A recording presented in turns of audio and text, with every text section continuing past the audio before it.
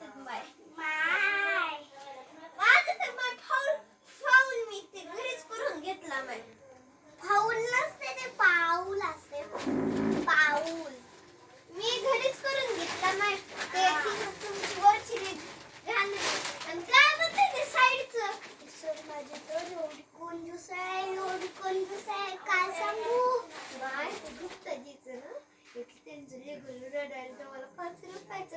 chocolate द्या त्यांनी काय म्हणले काय माझ्याकडे 5 रुपये नाही असं काय म्हणले ती राधा मध्ये आहो ते दुसऱ्या सोसायटी मधले राधा आहो ती काय ती नाही का ती पुढच्या गल्लीतली बघा ती रामगाव स्वामी त्या बायकोसोबत